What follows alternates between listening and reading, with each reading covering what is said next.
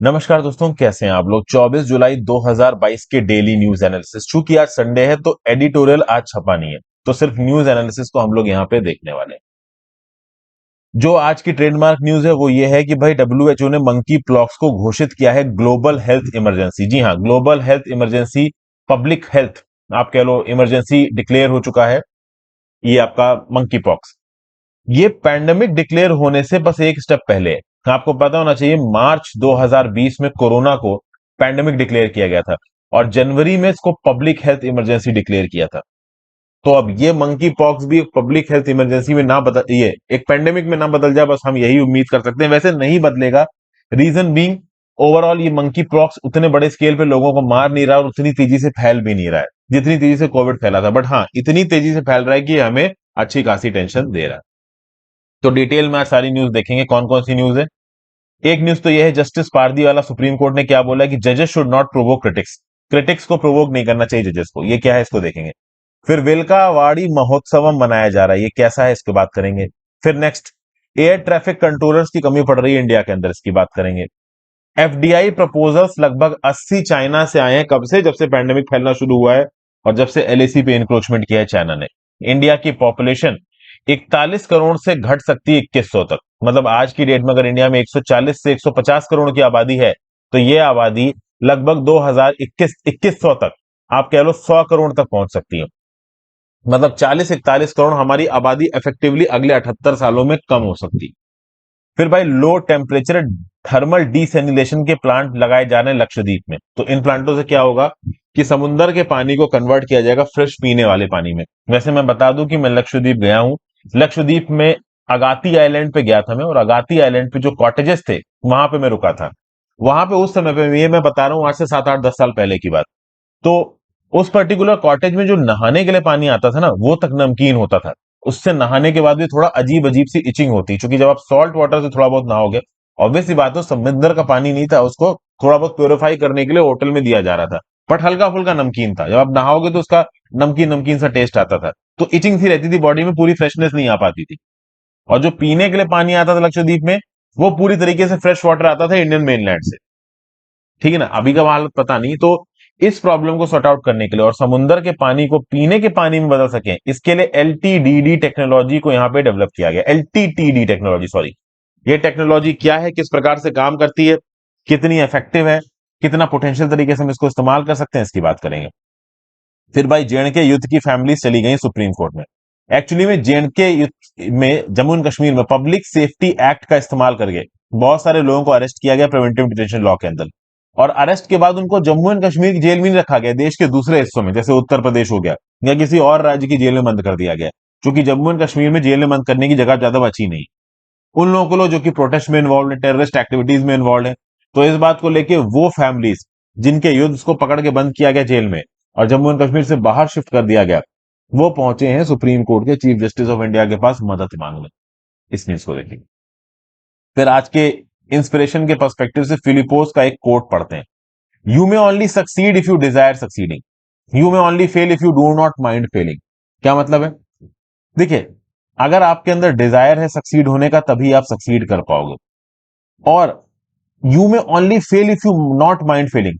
For example, अगर आप किसी एक पर्टिकुलर एक्टिविटी में आगे बढ़े, आप फेल हो गए, यूपीएससी का आपने एग्जाम दिया, फेल हो गए, तो उस फेल्योर से आपने बोला कि चलो ठीक है फेल हो गए, फेल हो गए, और दोबारा एफर्ट नहीं मारा, तो ऑटोमेटिकली आप अगली बार भी फेल हो जाओगे।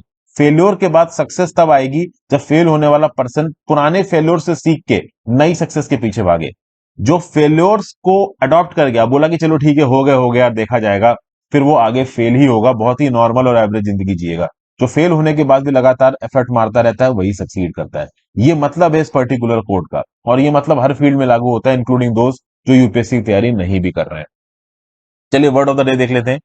वेरीसिमिलिट्यूड, इसका मतलब क्या है? इसका मतलब है आपका नेचुरलिज्म, रियलिज्म, समथिंग जो कि ट्रू या रियल लगता है।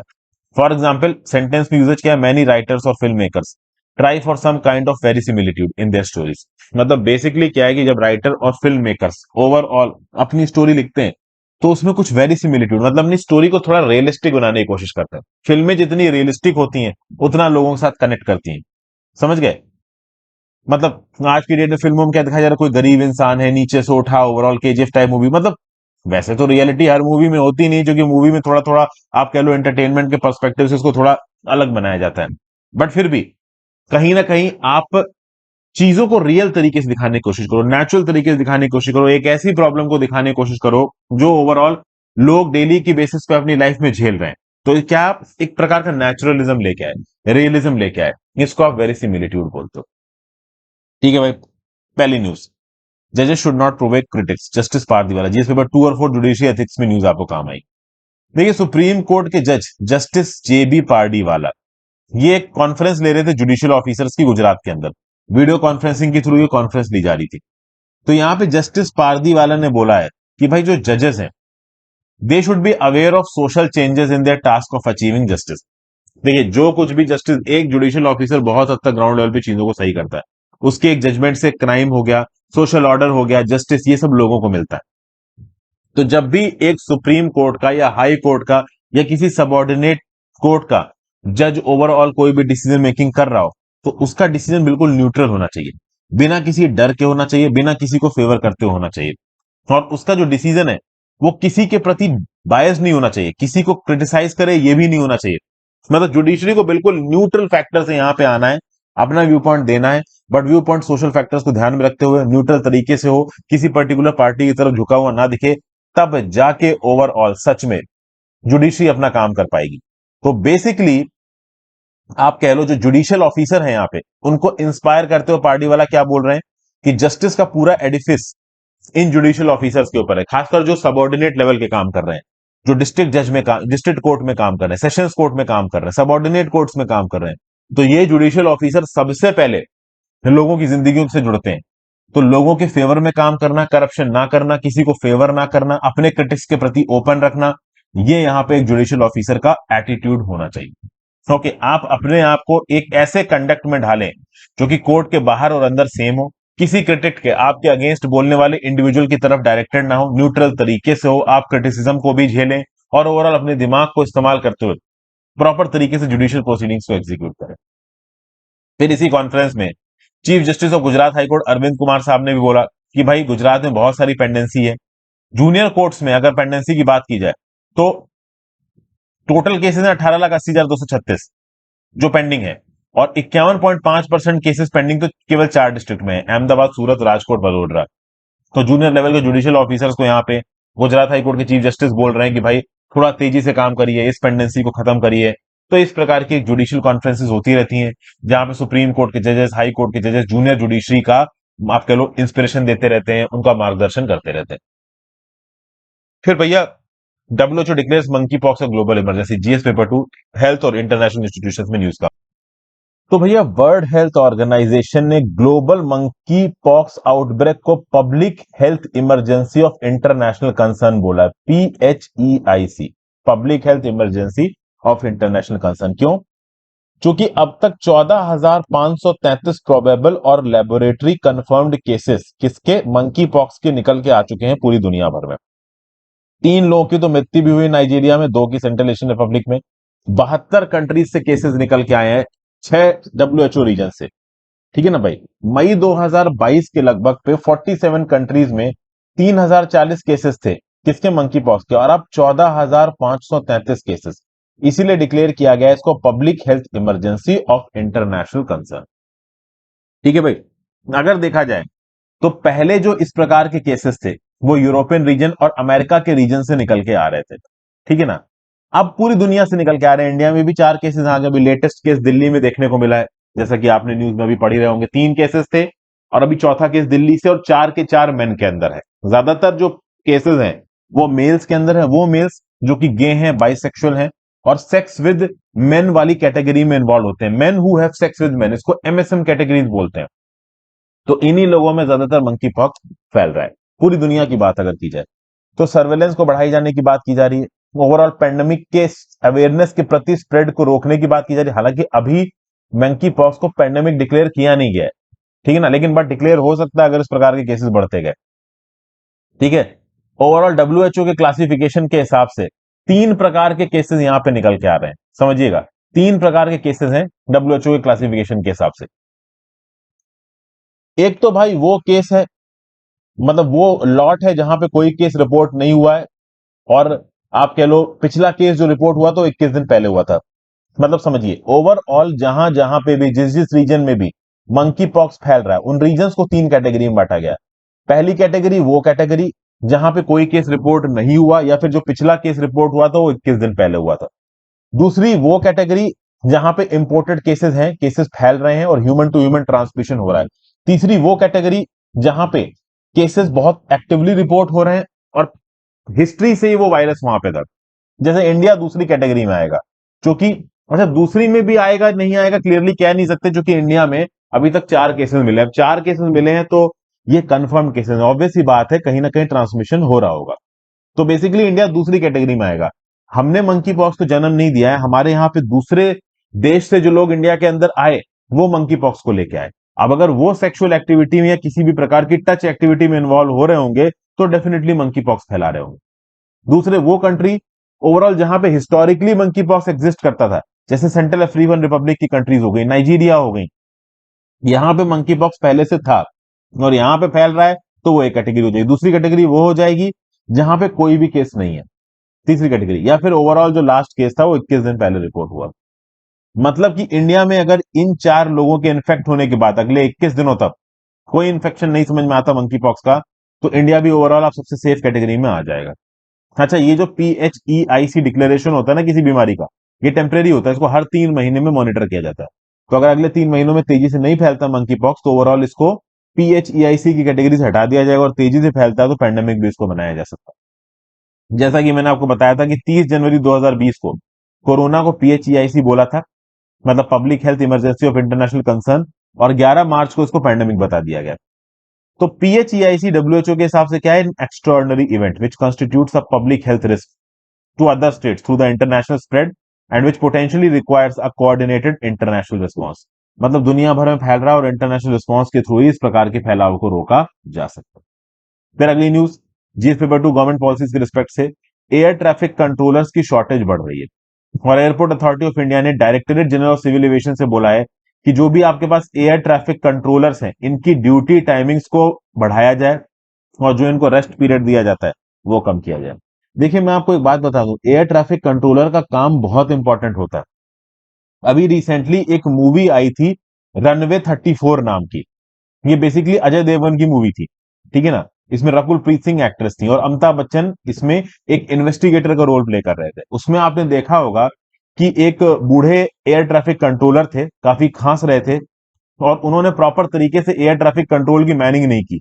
बीच में उनकी तबीयत खराब हो गई थी, उनको छुट्टी दी गई थी, छुट्टी पे होने के बावजूद, तबीयत खराब होने के बावजूद वो वहां पे आए, इमोशनली डिस्टर्ब थे, उनके घर में किसी की डेथ हुई थी, उन्होंने प्रॉपर तरीके से अपना जॉब नहीं हुआ, मैसेज ठीक तरीके से रिले नहीं हुआ, और एक फ्लाइट के जितने भी पैसेंजर्स थे उनकी जान खतरे में आ गई। तो इस पर्टिकुलर एयर ट्रैफिक कंट्रोल के जो हेड आप कह लो सिस्टम होता है ना, इसके अंदर जो भी लोग बैठते हैं उनका बड़ा ही सेंसिटिव जॉब होती है। मैं जब पहले प्राइवेट जॉब किया करता था वहां पे मेरा एक दोस्त था, ठीक है, वो बाद में एयर ट्रैफिक कंट्रोलर बना था AI के थ्रू। तो वो बताता है कि उसका जॉब बहुत ही ज्यादा सेंसिटिव है। बेसिकली इस पर्टिकुलर रूम में जो लोग बैठते हैं, इसके इलाके में जितने भी प्लेन्स उड़ रहे हैं उन प्लेन की पोजीशन को मॉनिटर करते हैं, और अगर ये ठीक तरीके से ऑपरेट नहीं करेंगे तो ग्राउंड पे या एयर में कोई 2 प्लेन टकरा सकते हैं। क्योंकि समझिए इंडिया के एयर ट्रैफिक जोन से सिर्फ डोमेस्टिक एयरलाइंस नहीं उड़ रही, इंटरनेशनल एयरलाइंस उड़ रही है। अब मान लो टर्की से कोई हवाई जहाज उड़ा और वो मेलबर्न जा रहा है और उसने इंडिया वाला रास्ता अपनाया, तो हो सकता है वो हवाई जहाज इंडिया के ऊपर से जा रहा हो और वहीं पे कोई इंडिगो की फ्लाइट है जो अपनी डोमेस्टिक फ्लाइट उड़ रही है, ये दोनों फ्लाइटें आपस में ना टकरा जाएं, इसकी responsibility in air traffic controllers के ऊपर होती है। इन एयर ट्रैफिक कंट्रोलर्स के रडार के ऊपर ये प्लेन उड़ते हुए नजर आते हैं, और समय समय पे इनके कोऑर्डिनेट्स के हिसाब से, इनकी हाइट के हिसाब से ये एयर ट्रैफिक कंट्रोलर इस बात को इंश्योर करते हैं कि कोई 2 एयरक्राफ्ट एक दूसरे के साथ ना टकरा जाए। तो इनका काम बहुत सेंसिटिव है, इसलिए इनके काम के बीच में इनको प्रॉपर ब्रेक्स दिए जाते हैं। ओवरऑल अगर नाइट शिफ्ट है तो उसके बाद 2 दिन की छुट्टी दी जाती है। इनका ऊपर कंपल्शन है कि ओवरऑल अगर ये अपनी जॉब ड्यूटी पे आ रहे हैं तो उससे पहले प्रॉपर नींद लेके आएंगे ताकि जॉब के समय पे ये सोता हुआ फील ना करें। आपने देखा होगा रनवे 34 में अजय देवगन जो कि एक पायलट था, उसके ऊपर एक कंपल्शन थी कि आप अल्कोहल नहीं पिएंगे, आप प्रॉपर तरीके से 10-12 घंटे की नींद लेंगे और उसके बाद आएंगे। उसने प्रॉपर तरीके से नींद नहीं ली, अल्कोहल पिया, तो इसीलिए उसके खिलाफ एक्शन हुआ। तो ये कुछ ऐसी सेंसिटिव जॉब्स होती हैं जहां पे आपको proper code of conduct follow करना है, और अगर आपने नहीं फॉलो किया तो आपके खिलाफ डिसिप्लिनरी प्रोसीडिंग हो जाती है। कल की डेट में इस एयर ट्रैफिक कंट्रोलर के कुछ लोगों ने अपना काम सही तरीके से नहीं किया, तो बाद में भैया इंक्वायरी बैठ जाएगी, कोई प्लेन में लड़ गया तो, और आपको जेल की सजा भी हो सकती है, नौकरी तो जाएगी वो अलग। तो ओवरऑल इन लोगों की काम रिस्पॉन्सिबिलिटी का है। अब देखा जाए तो इंडिया में सैंक्शनड स्ट्रेंथ कितनी है एयर ट्रैफिक कंट्रोलर की? लगभग 3,871। लेकिन इससे 22% कम लोग इस समय पे एयर ट्रैफिक कंट्रोलर है। इंडिया के अंदर टोटल 3,163 एयर ट्रैफिक कंट्रोलर है। ठीक है। अब बात यह है कि एयर ट्रैफिक सर्विसेज बहुत तेजी से बढ़ रही है। हमारे यहाँ पे नए नए एयरपोर्ट बन रहे हैं। अभी रिसेंटली आपने सुना होगा कि 3 और नए एयरपोर्ट इंडिया के अंदर आए हैं। कौन कौन से हैं? तो एक गोवा का मोपा एयरपोर्ट, एक अरुणाचल प्रदेश का होलोंगी, और हिरासर गुजरात में। तो ये इस साल ओपन होने वाला है। इसी प्रकार से और एयरपोर्ट्स पहले भी ओपन हुए हैं और ओपन होंगे। तो एयरपोर्ट्स तो बहुत तेजी से बढ़ रहे हैं, फ्लाइटें इंडिया के अंदर बहुत तेजी से बढ़ रही हैं, लेकिन क्या एयर ट्रैफिक कंट्रोलर की जॉब की वैकेंसी उतनी तेजी से बढ़ रही है? तो भैया पिछले 5 से 6 सालों में बहुत कई कम नई वैकेंसीज आई। रीजन क्या है? रीजन ये कि पैंडेमिक के चलते रिक्रूटमेंट रुक गया। ठीक है ना। दूसरा, हमारे यहाँ पे एयर ट्रैफिक कंट्रोलर को ट्रेन करने के इंफ्रास्ट्रक्चर में भी कमी है। मान लो कुछ लोगों ने एयर ट्रैफिक कंट्रोलर में ज्वाइन किया, 2021 में एयरपोर्ट अथॉरिटी ऑफ इंडिया ने 264 नए एयर ट्रैफिक कंट्रोलर्स को हायर किया। मिनिस्ट्री ऑफ सिविल एविएशन ने 455 और पोजीशंस सैंक्शन की। बट एक एयर ट्रैफिक कंट्रोलर ज्वाइन करने के बाद 18 महीने की ट्रेनिंग करता है, और 18 महीने की ट्रेनिंग के बाद ही उसको ऑन फील्ड डिप्लॉय किया जाता है, एयर ट्रैफिक कंट्रोल की यूनिट के अंदर बैठाया जाता है। तो किसी को मुंह उठाते आपने जॉब करते जॉब पे नहीं लगा सकते, आपको उसको प्रॉपर ट्रेनिंग देनी पड़ेगी। तो अगर आज की डेट में 400 लोगों को हायर कर भी रहे हो, तो उनको एक्टिवली फील्ड में आने में कम से कम 1.5 साल लगेंगे ज्वाइनिंग के बाद। तो इस कंटेक्स्ट में ज्यादा लोगों को ज्वाइन कराओ, ताकि अगले 1.5 सालों में ज्यादा लोग आ जाएं। लेकिन हमारे यहाँ पे ट्रेनिंग इंफ्रास्ट्रक्चर की भी कमी है, ऐसा बताया जा रहा है। एयरपोर्ट अथॉरिटी ऑफ इंडिया के पास केवल 3 ट्रेनिंग सेंटर्स है जहां एयर ट्रैफिक कंट्रोलर को ट्रेनिंग दी जाती है। एक प्रयागराज में है, एक गोंडिया में है, एक हैदराबाद में, और तीनों मिला के एक साल में 264 लोगों को मैक्सिमम ट्रेनिंग दे सकते हैं। तो यहाँ पे एक अल्टरनेटिव ये निकाला जा सकता है कि इन लोगों को फॉरेन भेज के इनकी ट्रेनिंग करा दी जाए। क्योंकि देखिए हमारे यहाँ पे ओवरऑल एयरक्राफ्ट इंक्रीज हो रहे हैं, समझ गए। ओवरऑल नंबर ऑफ जो एयर ट्रैफिक कंट्रोलर है ये हमें ज्यादा चाहिए, जिम्मेदारी की नौकरी है। तो अब तक क्या था कि एयर ट्रैफिक कंट्रोलर की नौकरी के वर्क आवर्स 12 घंटे से ज्यादा के नहीं होने चाहिए। हर 2 घंटे के बाद उसको 30 मिनट का ब्रेक मिलना चाहिए। कम बिजी एयरपोर्ट्स पे हर 3 घंटे के बाद 45 मिनट का ब्रेक, और 4 घंटे के बाद कम से कम 60 मिनट का ब्रेक। ये कम बिजी एयरपोर्ट, ज्यादा बिजी एयरपोर्ट है तो भैया हर 2 घंटे पे आधे घंटे का ब्रेक जरूरी है। तो आधे घंटे में वो पावर नैप ले सकता है, कुछ नाश्ता वगैरह कर सकता है। कम बिजी एयरपोर्ट में हर 3 घंटे पे 45 मिनट का ब्रेक, हर 4 घंटे पे 60 मिनट का ब्रेक। हर नाइट ड्यूटी के बाद कम से कम 48 घंटे का ब्रेक होना चाहिए। तो इस प्रकार की बहुत सी कंडीशंस इंपोज की गई हैं इन एयर ट्रैफिक कंट्रोलर्स के काम के ऊपर, जरूरी है, जो कि काम जिम्मेदारी का है। अगर इनको अपने काम पे नींद आ गई या इनका ध्यान भटक गया तो भाई प्रॉब्लम हो जाएगी। समझ गए बात को। तो इस कंटेक्स्ट में देखा जाए तो एयर ट्रैफिक कंट्रोलर्स जितने हैं उतने से काम चल सके, इसीलिए यहां पे डीजीसीए को बोला जा रहा है कि भाई एयरपोर्ट अथॉरिटी ऑफ इंडिया को बोला जा रहा है कि रेस्ट पीरियड कम करो, ताकि जो existing number of air traffic controllers हैं इनको ज्यादा काम दिया जा सके। तो अब बात यह है कि पहली बात तो ये जो एयर ट्रैफिक कंट्रोलर्स हैं, यहां पे एक जो पॉइंट नहीं उठाया गया वो है इनकी सैलरी। इनको सैलरी नॉर्मल प्राइवेट जॉब से देखिए कम मिलती है। अगर आप एक पायलट पायलट की सैलरी की बात करोगे तो 7-8-9 लाख होती है उसकी सैलरी, बड़े आराम से। और इनकी सैलरी मुश्किल से 1-1.5 लाख रुपए होती है। तो इनकी सैलरीज बढ़ाने की जरूरत है। अब देखो इतना जिम्मेदारी का काम है, और कम ब्रेक के साथ अगर आप काम करोगे तो सैलरी आपकी ज्यादा होनी चाहिए। और उससे भी ज्यादा जरूरी है कि भैया बड़े स्केल पे हायरिंग करो। अगर आप अपने सिविल एविएशन सेक्टर में ओवरऑल ज्यादा फ्लाइटें उड़ा रहे हो, तो भैया उस कंटेक्स्ट में आपको लोगों को भी ज्यादा हायर करना पड़ेगा उन फ्लाइटों की सिक्योरिटी को बढ़ाने के लिए। प्लस इंटरनेशनल ट्रैफिक बढ़ रहा है, तो इंटरनेशनल फ्लाइट्स भी इंडिया के ऊपर से उड़ रही हैं। तो अगर वो इंडिया को कुछ टैक्स देती हैं, कुछ ट्रांजिट का पैसा देती हैं, तो ओवरऑल हमें उनको मेंटेन करने के लिए एयर ट्रैफिक कंट्रोलर बैठाने पड़ेंगे। प्लस देखिए ड्यूटी टाइमिंग्स भी अलग अलग प्रकार की होती हैं। 4 कैटेगरी ऑफ एयरपोर्ट है। एक तो वो एयरपोर्ट जहां से 400 फ्लाइटें उड़ रही हैं दिन में। दूसरे वो एयरपोर्ट जहां पे अप टू 100 फ्लाइट्स उड़ रही है एक दिन में। तीसरे वो एयरपोर्ट जहां पे 30 फ्लाइट उड़ रही है एक दिन में। चौथे वो एयरपोर्ट जहां पे 10 फ्लाइट उड़ रही है एक दिन में।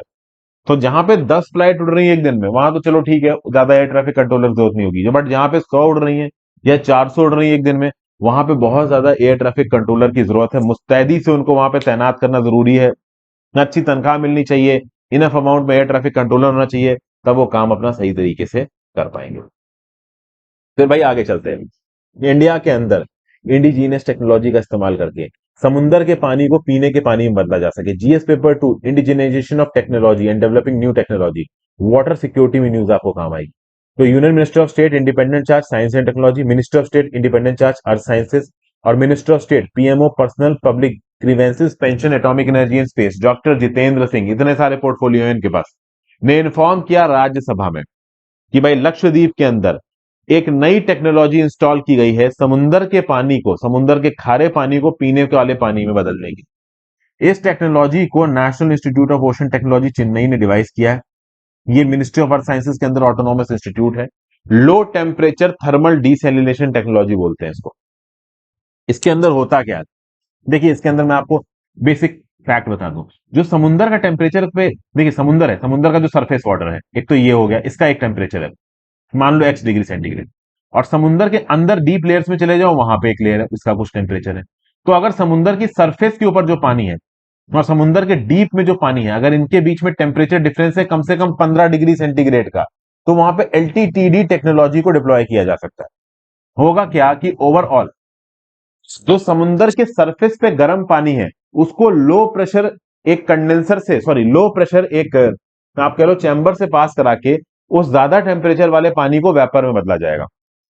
मतलब कि इसमें होगा क्या कि जो समुंदर के टॉप सरफेस पे जो पानी है जो ज्यादा गर्म है, उसको आप एक ओवरऑल इवेपोरेटर से गुजारोगे और वहां पे लो प्रेशर पे उसको इवेपोरेट करवा दोगे। फिर वो जो इवेपोरेटेड पानी है वो एक कंडेंसर से निकलेगा। अब कंडेंसर में जो डीप सी से आपने ठंडा पानी निकाला था, उस ठंडे पानी से उस वेपर्स को आप कंडेंस कर दोगे, तो फ्रेश पानी यहां पे फ्रेश वाटर टैंक में जमा हो जाएगा। तो समझिए, समुंदर के टॉप से जो पानी उठाया वो गर्म है, ठीक है, तो उसको लो प्रेशर के इवेपोरेटर से पास किया तो वो वेपर में बदल गया। और वहीं पे समुंदर की जो गहराई से ठंडा पानी निकाला था, उस ठंडे पानी को कंडेंसर में इस्तेमाल किया इसी वेपर को फिर से पानी में बदलने में। और जब वेपर पानी में बदलेगा तो वो वेपर ऑब्वियस बात है सिर्फ पानी होगा, उसमें सॉल्ट नहीं होंगे, तो फ्रेश वाटर आपको मिल जाएगा। तो इस प्रकार के एलटीटीडी प्लांट को लगाया गया लक्षद्वीप में, जो कि एक दिन में 1 लाख लीटर पानी को, सैलाइन पानी को किसमें बदल सकता है, फ्रेश वाटर में। इसकी कैपेसिटी कितनी है, दिन की 1 lakh litre of portable water per day. तो ये जो पहला सक्सेसफुल प्लांट है एमएचए के द्वारा, इसके बेसिस पे एमएचए की प्लानिंग ये है कि 6 और एलटीडीडी प्लांट्स लगाए जाएंगे अमीनी, अंद्रौथ, चेतलेत, कदमात, कल्पेनी, किल्टन में, और इनकी कैपेसिटी होगी 1.5 lakh litre per day. But problem है, यहां पे कैच है। कैच भाई यहां पे ये है कि ये एलटीडीडी टेक्नोलॉजी तब तक काम करेगी जब तक समुंदर के सरफेस वाटर का जो टेम्परेचर है और समुंदर की गहराइयों का जो टेम्परेचर है वो 15 डिग्री सेंटीग्रेड से वेरी कर रहा हो। मतलब अगर समुंदर की सरफेस पे जो टेम्परेचर है वो एक्स डिग्री है और समुंदर की गहराइयों में x-15 डिग्री है, तब ये एलटीडीडी टेक्नोलॉजी काम करेगी। अगर ये डिफरेंशियल नहीं रहा टेम्परेचर का, तो एलटीडीडी टेक्नोलॉजी काम नहीं करेगी। आगे आने वाले समय में ग्लोबल वार्मिंग में ये टेम्परेचर डिफरेंशियल जा सकता है, तो अगर टेम्परेचर डिफरेंशियल गया तो टेक्नोलॉजी काम नहीं करेगी। समझ गए। फिर अगला GS paper 2 international relations, 80 FDI proposals from China को इंडिया ने मंजूरी दी। देखिए पास्ट 2 सालों में वो कंट्रीज जिसके साथ इंडिया लैंड बॉर्डर शेयर करता है, उनको परमिशन दी गई है इंडिया में इन्वेस्ट करने की। ऐसी 80 फॉरेन डायरेक्ट इन्वेस्टमेंट प्रपोजल्स को एक्सेप्ट किया गया है इंडिया के अंदर।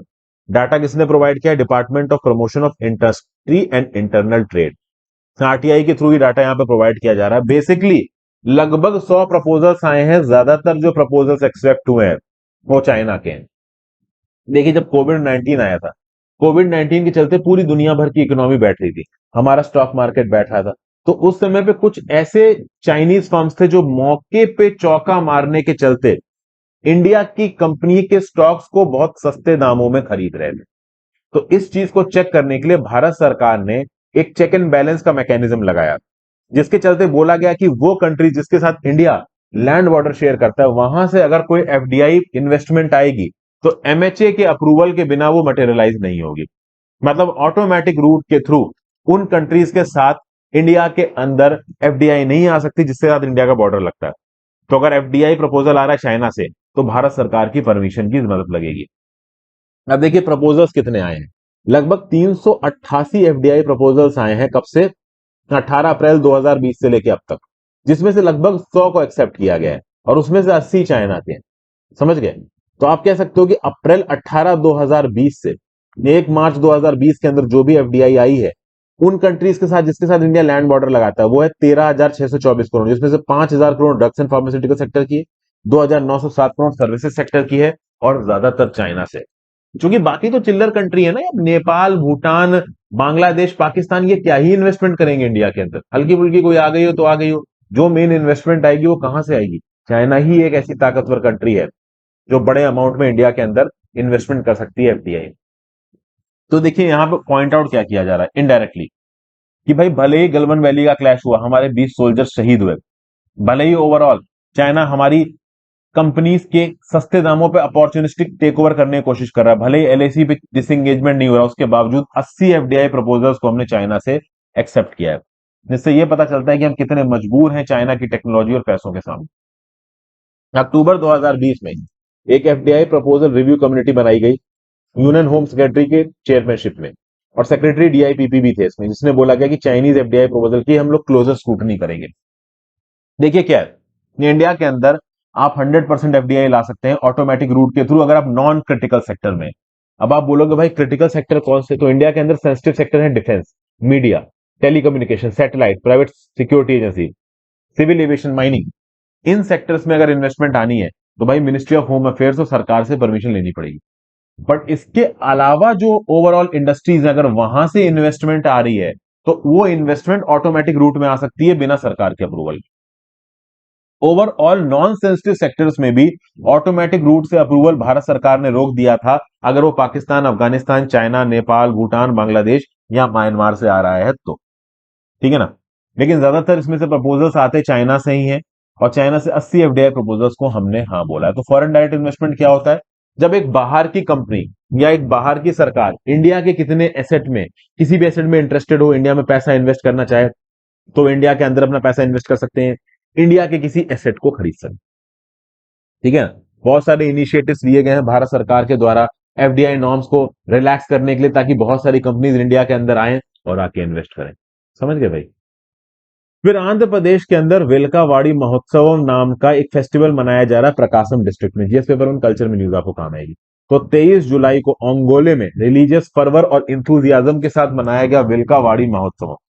तो इसमें क्या हुआ कि जो डिवोटीज थे जो पिछले 41 दिनों से फास्ट पे थे, व्रत पे थे, ये कवाड़ी अलग अलग साइजेस के और शेप्स के लेके जा रहे हैं, इनको पिकॉक फेदर्स और ब्रॉन्ज से सजा रखा है, ये एक्चुअली में इनके भगवान है जिनको सजा के ये ओवरऑल लॉर्ड बाला सुब्रमण्यम की पूजा कर रहे हैं ताकि इनको हेल्थ मिल सके, वेल्थ मिले, प्रोस्पेरिटी मिले। ये जो पर्टिकुलर फेस्टिवल है वो दक्षिण नाया पुण्याकम में मनाया जाता है। बेसिकली वो समय है जब सन नॉर्दर्न हेमिस्फीयर से साउदर्न हेमिस्फीयर की तरफ जाने की कोशिश करता है। देखिए हम लोग जून जुलाई में है, जून जुलाई में भयंकर गर्मी पड़ती है, क्यों, क्योंकि जो सन है वो ट्रॉपिक ऑफ कैंसर के ऊपर होता है। इसके बाद जब हम सर्दियों की तरफ चलते हैं ना तो सन ट्रॉपिक ऑफ कैंसर से इक्वेटर को पास करता हुआ ट्रॉपिक ऑफ केप्रिकॉन की तरफ जाता है। तो इसी मूवमेंट को यहाँ पे इस पर्टिकुलर फेस्टिवल में मनाया जा रहा है। फिर अगर रिलीजियस टेक्स्ट की बात की जाए तो स्कंद पुराण में जो डिवाइन चाइल्ड था बाला मुर्गा, इसको श्रवणा पोगई में पाला पोढ़ा गया। श्रवणा पोगई क्या है, कूल है हिमालयास में, और वहां से डिवाइन चाइल्ड मुर्गा सामने आया जिसकी यहाँ पे बहुत ज्यादा लोग प्रेम से पूजा करते हैं, ठीक है ना। इस फेस्टिवल को ऑर्गेनाइज किया जा रहा है लोकल बुलियन मर्चेंट एसोसिएशन और गोल्ड वर्कर यूनियंस के द्वारा। बहुत सारे कार्तिक दीपम मतलब कह लो दिए यहाँ पे जलाए गए हैं टेंपल प्रीस्ट के द्वारा। ओवरऑल लोग अपनी टर्न को पियर्स करवाते हैं, चीक को पियर्स करवाते हैं, दूसरी पार्ट्स ऑफ बॉडी को पियर्स करवाते हैं विद स्क्यूअर्स। और ओवरऑल वेलकावाड़ी को पाठा सिलिवम जो कि केशवा स्वामपेट में है वहां से लेके स्कंदगिरी हिल टेंपल ऑफ लॉर्ड कुमार स्वामी तक लेके जाते हैं आशुदम कीर्तिका को मनाने के लिए, इस दिन को मनाने के लिए। तो ये दिन यहाँ के लोगों के लिए बहुत ज्यादा इंपॉर्टेंट है क्योंकि दक्षिण नाया पुण्यकम हो रहा है, जो सन है वो नॉर्दर्न हेमिस्फीयर से साउदर्न हेमिस्फीयर की तरफ चलना शुरू हो रहा है, जा रहा है। ये जो festival it is dedicated to Shri Subramanya Swamy, supreme almighty है, सबसे बड़े भगवान है यहाँ के लोगों के, ये यूनिवर्स के राजा हैं यहाँ के लोगों के लिए ये भगवान।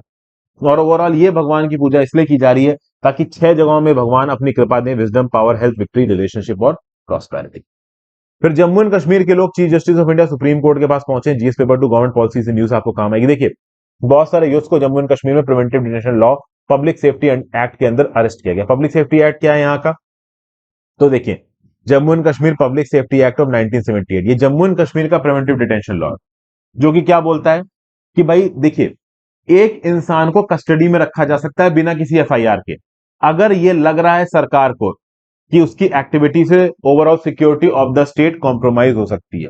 तो किसी एक पर्टिकुलर इंडिविजुअल की एक्टिविटी से अगर security of the state compromise हो सकती है, तो public safety act Jammu and Kashmir 1978 के थ्रू उसको जेल में डाला जा सकता है बिना किसी एफआईआर के। लेकिन पब्लिक सेफ्टी एक्ट को इन्वोक किया जाएगा डिविजनल कमिश्नर और डिस्ट्रिक्ट मजिस्ट्रेट की ऑथराइजेशन के साथ। पुलिस यहां पे सीधे सीधे डिटेंशन ऑर्डर इशू नहीं कर सकती। तो अगर जम्मू एंड कश्मीर के पब्लिक सेफ्टी एक्ट को अगर आपको इन्वोक करना है, तो पुलिस अपने मन पे ऐसा नहीं कर सकती, डिविजनल कमिश्नर या डिस्ट्रिक्ट मजिस्ट्रेट से यहां पे ऑर्डर लेना पड़ेगा। और डिस्ट्रिक्ट मजिस्ट्रेट की रिस्पॉन्सिबिलिटी होगी भाई कि सारे कंडीशंस को एनालाइज करने के बाद ही डिस्ट्रिक्ट मजिस्ट्रेट ये परमिशन देगा कि हाँ भाई पब्लिक सेफ्टी एक्ट इन्वोक करना है कि नहीं। क्योंकि जब पब्लिक सेफ्टी एक्ट इन्वोक होगा, इसका मतलब ओवरऑल आप शक की बिना पे वो लोग जो कि प्रॉब्लम्स पहचान सकते हैं, बचा सकते हैं सोसाइटी में, उनको आप अरेस्ट कर रहे हो। तो अगर आप शक की बिना पे किसी को अरेस्ट कर रहे हो, तो ओवरऑल इस एक्ट को सीधे सीधे पुलिस इन्वोक नहीं कर सकती, डिस्ट्रिक्ट मजिस्ट्रेट की प्रायर परमिशन लगेगी। समझ गए। अब ओवरऑल हो ये रहा है कि जम्मू एंड कश्मीर की कुछ फैमिलीज ऐसा बोल रही हैं कि हमारे भाइयों को, हमारे बच्चों को सरकार ने अरेस्ट कर लिया और ओवरऑल गलत तरीके से पब्लिक सेफ्टी एक्ट का इस्तेमाल किया। इनको दूसरी जेल में शिफ्ट कर दिया गया, जिंदा है भी कि नहीं है पता नहीं। जैसे फॉर एग्जाम्पल आमिर हुसैन जो कि 19 साल के हैं, वो बोल रहे हैं कि इनके भाई बिलाल लोन को अरेस्ट किया गया। अब बोल रहे हैं मुझे नहीं पता मेरा भाई जिंदा भी है कि मर गया। शोपियान पुलिस एक दिन मार्च में आई, इसको अरेस्ट करके लेके गई, वो खाना खाने के बाद वो अरेस्ट हो गया, उसके बाद आज तक हमको नहीं मिला। पहले उसको कोर्ट बलबल जम्मू में बंद किया गया, उसके बाद उसको कहीं और ट्रांसफर कर दिया गया। तो ऑफिशियल रिकॉर्ड्स के हिसाब से जो बिलाल लोन है वो इस समय पे प्रयागराज की जेल में बंद है, उत्तर प्रदेश में। तो यहां पे ओवरऑल आमिर हुसैन लोन जो उसका भाई क्या बोल रहा है कि भाई किसके ऑथराइजेशन से आप इस इंडिविजुअल को जम्मू एंड कश्मीर की जेल से निकाल के इलाहाबाद की जेल में ले गए। सरकार का लॉजिक ये है कि भाई देखिए, जम्मू एंड कश्मीर की जेलें भरी हुई हैं, उसमें जगह बची नहीं है, तो चूंकि उसमें जगह बची नहीं है, तो हमें अगर कैदियों को बंद करके रखना है तो कहीं और लेके जाना पड़ेगा। जम्मू एंड कश्मीर के लोगों का यह भी बोलना है कि सरकार ने बड़े मैसिव स्केल पे अरेस्ट किए हैं उन लोगों के जो कि कहीं ना कहीं प्रोटेस्ट में पार्टिसिपेट कर रहे हैं। ज्यादातर जो लोग पब्लिक सेफ्टी एक्ट के अंदर अरेस्ट हुए हैं वो हैं जो स्ट्रीट प्रोटेस्ट में पार्टिसिपेट कर रहे थे। और लेफ्टिनेंट गवर्नर के एडमिनिस्ट्रेशन ने उनको ट्रांसफर क्यों किया है? रीजन बीइंग कि union territory Jammu and Kashmir की जेलों में अभी के लिए जगह नहीं बनी है। इसलिए 3 फैमिलीज जम्मू एंड कश्मीर की पहुंच गई हैं chief justice of India supreme court के सामने कि भाई हमें यहां पे मदद दिलवाइए, पब्लिक सेफ्टी एक्ट का यहां पे गलत प्रकार से इस्तेमाल हो रहा है। वैसे मैं आपको ये बता दूं, 2018 तक जम्मू एंड कश्मीर के पब्लिक सेफ्टी एक्ट के अंदर किसी भी जम्मू एंड कश्मीर के कैदी को जम्मू एंड कश्मीर की जेलों से बाहर नहीं शिफ्ट किया जाता था। लेकिन 2020 के बाद बाहर शिफ्ट किया जा रहा है सरकार के द्वारा। Jammu and Kashmir public safety act में अमेंडमेंट किए गए 2020 में, और उसके बाद ये प्रावधान जोड़ा गया है कि हाँ भाई, किसी इंडिविजुअल को जो कि जम्मू एंड कश्मीर की जेल में बंद है, उसको जम्मू एंड कश्मीर के बाहर किसी और राज्य की जेल में भी बंद किया जा सकता है। ये कहां दे रखा है? जीएस पेपर 2 में एक पर्टिकुलर न्यूज आपको काम आएगी। फिर भाई, इंडिया की पॉपुलेशन 41 करोड़ से कम हो सकती है 2100 तक। ये यहां पे बताया जा रहा है किसके द्वारा? स्टैनफोर्ड यूनिवर्सिटी की स्टडी के द्वारा। जीएस पेपर 1 पॉपुलेशन और एसोसिएटेड इश्यूज में न्यूज आपको काम आएगी। अक्सर कर इंडिया में हमको ऐसा लगता है कि ज्यादा आबादी है तो प्रॉब्लम है, लेकिन ये स्टडी बता रही है कि कम आबादी में भी प्रॉब्लम, क्योंकि जितनी ज्यादा आबादी होती है उतनी ही ज्यादा एक देश का आप कह लो नेचुरल रिसोर्स होता है। और अगर एक देश का नेचुरल रिसोर्स को कम हो रहा है तो वो एक अच्छी बात नहीं। अगले 78 सालों में, मतलब 2022 चल रहा है, तो 2100 तक इंडिया की आबादी 41 करोड़ से कम हो जाएगी। ये स्टैनफोर्ड यूनिवर्सिटी बता रही है। ओके, और ये सिर्फ इंडिया में नहीं होगा, ये चाइना में भी होगा, ये यूएस में भी होगा। अभी के लिए इंडिया में पॉपुलेशन डेंसिटी बहुत ज्यादा है, 376 पीपल पर स्क्वायर किलोमीटर, और चाइना की है 148 पर स्क्वायर किलोमीटर। रीजन क्या है? देखिए, इंडिया चाइना की आबादी ऑलमोस्ट बराबर ही है, चाइना की थोड़ी सी ज्यादा है इंडिया से। हाँ, बात यह है कि चाइना का इलाका इंडिया से ऑलमोस्ट 3 गुना ज्यादा है, तो ऑब्वियस सी बात है चाइना की पॉपुलेशन डेंसिटी हमसे 1/3 होगी। तो हमारी पॉपुलेशन डेंसिटी है 476 पीपल पर स्क्वायर किलोमीटर, चाइना की है 148। हालांकि चाइना का बहुत बड़ा इलाका इनहॉस्पिटेबल है, रहने लायक नहीं है। अब बात यह है कि 2100 तक इंडिया की पॉपुलेशन डेंसिटी पहुंच जाएगी 335 लोग पर स्क्वायर किलोमीटर। तो जो इंडिया की पॉपुलेशन डेंसिटी है वो डिक्लाइन करेगी। इंडिया की आबादी भी यहां पे डिक्लाइन करेगी, और ये इंडिया के लिए एक अच्छी न्यूज नहीं है। आबादी कम करना जरूरी, स्टेबलाइज करना जरूरी, बट 41 करोड़ से कम होना आबादी का, ये अपने आप में बहुत ज्यादा हो गया। तो इंडिया की आबादी according to United Nations population fund 2022 में जो 141.2 मिलियन है, वो 2100 तक 103 मिलियन पहुंच जाएगी। और यही ट्रेंड यूनाइटेड स्टेट्स और चाइना में भी देखने को मिलेगा। जो फर्टिलिटी रेट है वो अभी से 2050 तक बेस पॉइंट से 5 नीचे होगा। मतलब अगर हमारा रिप्लेसमेंट लेवल फर्टिलिटी रेट 2.1 है, तो आराम से इंडिया के अंदर फर्टिलिटी रेट 1.6 या उससे नीचे भी जा सकता है।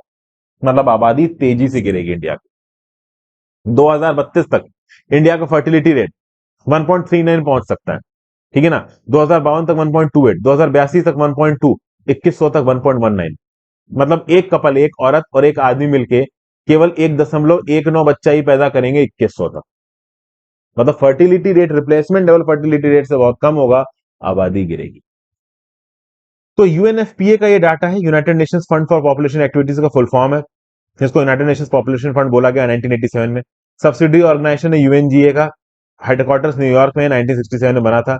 यूएन की सेक्सुअल और रिप्रोडक्टिव हेल्थ एजेंसी है। मिशन क्या है? To deliver a world where every pregnancy is wanted, every child birth is safe and every young person potential is fulfilled. और उसकी रिपोर्ट का नाम क्या है? State of the world population report.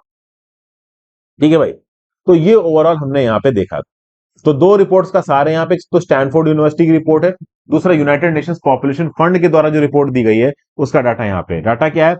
2100 तक इंडिया की आबादी 41 करोड़ से कम हो जाएगी, और ओवरऑल इंडिया के अंदर फर्टिलिटी रेट कम होगा।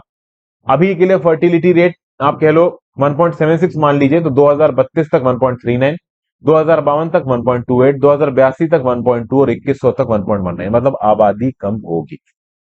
Thank you for watching friends. Video को लाइक और शेयर कर दीजिएगा, इंस्टाग्राम पर फॉलो कर लीजिएगा, टेलीग्राम ग्रुप ज्वाइन कर लीजिएगा।